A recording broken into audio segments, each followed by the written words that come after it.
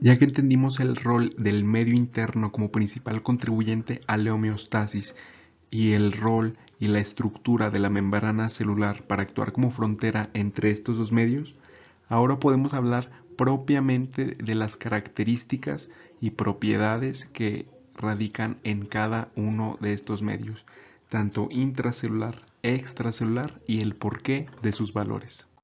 Contrario a la creencia popular de que el cuerpo es 80% agua, la realidad es que aproximadamente el 60% del cuerpo es agua y no el 80%.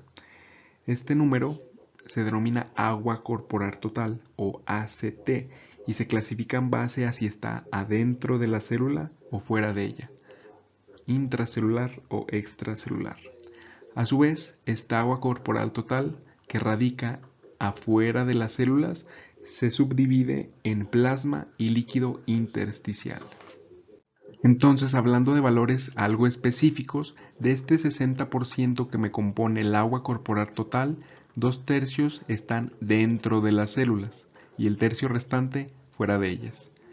Y subdividiendo el tercio restante del agua corporal total, 3/4 se encuentran en el líquido intersticial, que es el líquido que está entre las células, y el cuarto restante en la porción líquida de la sangre o plasma. Vemos pues en este esquema del Guyton la organización de estos líquidos corporales. En gris el líquido intracelular, que corresponde a 3/4 del agua corporal total, separado del líquido extracelular por la membrana plasmática. Pero ¿cuáles son los otros componentes del líquido extracelular? Comenzando con el plasma, este corresponde a 1/4 del líquido extracelular y representa la parte fluida acelular de la sangre. Es decir, la sangre la dividimos en dos componentes, el componente sólido y el componente líquido respectivamente. El primero corresponde a las células rojas, a los eritrocitos y a todos los elementos formes de la sangre. Los eritrocitos, específicamente hablando, o hematíes, se encargan de transportar oxígeno a los tejidos, mientras que el componente propiamente líquido de la sangre es el plasma y no tiene células.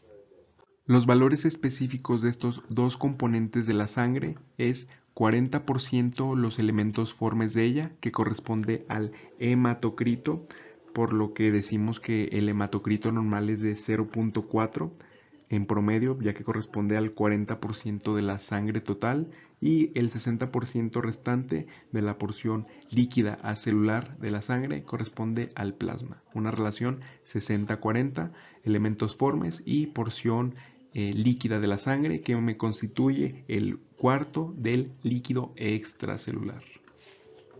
En este esquema también vemos como el plasma se encuentra separado del líquido intersticial por una segunda membrana. Esta es la membrana capilar. Para entender el rol de la membrana capilar, hay que entender que hay una clara división entre la sangre y el espacio entre las células. Es decir, hay una división muy establecida entre lo que es las células y el líquido que las rodea, que es el líquido intersticial de la sangre.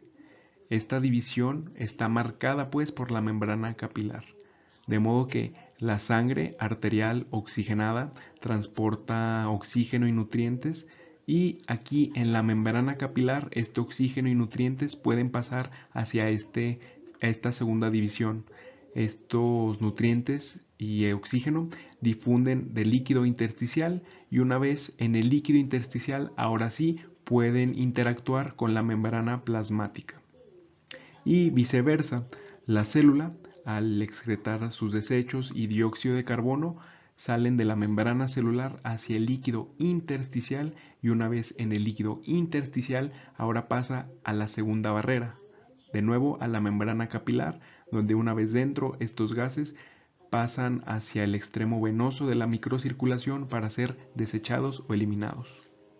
Una característica sumamente importante de esta membrana capilar es que es completamente impermeable a proteínas y macromoléculas. Es decir, las proteínas nunca van a pasar a las células y siempre se van a quedar en la sangre. Esto es un concepto muy importante que nos va a ayudar a entender el edema cuando veamos la fisiología cardiovascular, ya que las proteínas, específicamente la albúmina, nos va a mantener la denominada presión oncótica o coloidosmótica, que va a mantener líquido en la sangre, es decir, va a mantener la sangre en los vasos para que no se fugue hacia los líquidos y cause edema o hinchazón. De modo de que, pues, la membrana capilar actúa como una criba que no permite la fuga de proteínas hacia las células. Y entonces, ya habiendo entendido la interacción entre el plasma, es decir, vemos en este esquema la toma, por ejemplo, de líquidos, de nutrientes, pasan en el plasma hacia la sangre, y como hay una clara división entre el plasma y este segundo espacio que comprende las células y el líquido intersticial, cómo se separa por la membrana, pero vemos un tercer componente, los linfáticos. Entonces, ¿por qué los linfáticos se brincan esta membrana capilar? Los linfáticos actúan como una vía de salida accesoria por la cual estas proteínas y moléculas de gran tamaño pueden pasar a la sangre para ser eliminadas, ya que la membrana capilar no lo permite. Es decir, las proteínas o moléculas grandes que la célula debe desechar, al no poder pasar por el capilar hacia el torrente circulatorio, deben de hallar una manera de salir. Entonces aquí los linfáticos actúan como un drenaje. Finalmente tenemos al líquido intersticial, que como ya hemos mencionado corresponde a aquel que está entre las células, ya que pues obviamente si no hubiera espacios entre células, las células estarían extremadamente juntas y apachurradas. Al haber espacios entre células, este espacio se llena de líquido y este líquido corresponde al líquido intersticial. Y bien, muchos nos hemos topado al leer el Guyton o cualquier otro libro cómo se mencionan distintas concentraciones entre el medio intracelular y el medio extracelular, distintos componentes de dos distintas soluciones, pero ¿por qué hay distintos valores? Retomando el esquema del video previo, hay que mencionar un concepto sumamente importante, el cual es el principio de la electroneutralidad macroscópica, el cual dicta que en dos soluciones macroscópicas, es decir, en una solución intracelular y en una solución extracelular separadas por una membrana, ambas soluciones son eléctricamente neutras. Ambas tienen la misma cantidad de cationes, es decir, iones con carga positiva, y de aniones, iones con carga negativa. Macroscópicamente, ambas son neutras y tienen la misma cantidad de cationes y aniones. Partiendo de lo anterior, la siguiente explicación es esquemática. Es un modelo conceptual que nos va a ayudar a entender los fenómenos de la biofísica de la membrana.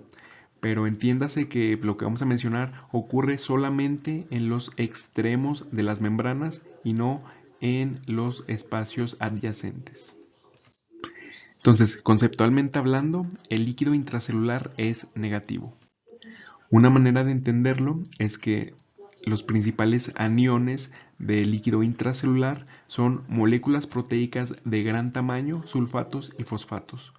Estas proteínas de gran tamaño, al tener una carga negativa, al tener un gran tamaño no pueden salir de la membrana plasmática, por lo cual confieren a la célula de una negatividad. Esto conceptualmente hablando. Y bien, ya que mencionamos los principales aniones del líquido intracelular, los cuales son proteínas, sulfatos y fosfatos, los principales cationes o solutos o iones con carga son el potasio y el magnesio, principalmente el potasio. Y conceptualmente hablando, recordemos, el líquido extracelular es positivo. Y recordemos, esto solo en comparación al líquido intracelular y hablando específicamente en la membrana. Decimos que el líquido extracelular es positivo ya que hay grandes cantidades de cationes como es sodio y calcio. Además de que recordemos que en el medio extracelular, que también se denomina medio interno, abundan aminoácidos y nutrientes como la glucosa. Entonces los principales cationes del líquido extracelular son el sodio, el calcio y el principal anión, es decir, ion con carga negativa, es el cloro. Y entonces, conceptualmente hablando, esto nos va a ayudar a entender los fenómenos, les recuerdo, del potencial de acción. El líquido extracelular es positivo respecto al líquido intracelular. Y finalmente tenemos la imagen completa con una solución intracelular con abundante potasio y moléculas proteicas de carga negativa y una solución externa con abundante sodio y abundante cloro. Recuérdese pues el concepto de electroneutralidad macroscópica, ambas soluciones son eléctricamente neutras, pero solo cuando interactúan en la membrana es donde va a haber esta diferencia de cargas, donde el líquido extracelular va a ser positivo respecto al negativo. Y adelantándoles, estos son las bases del potencial de acción, donde el líquido extracelular con sodio va a cargar la célula negativa. Pero esto lo veremos más adelante.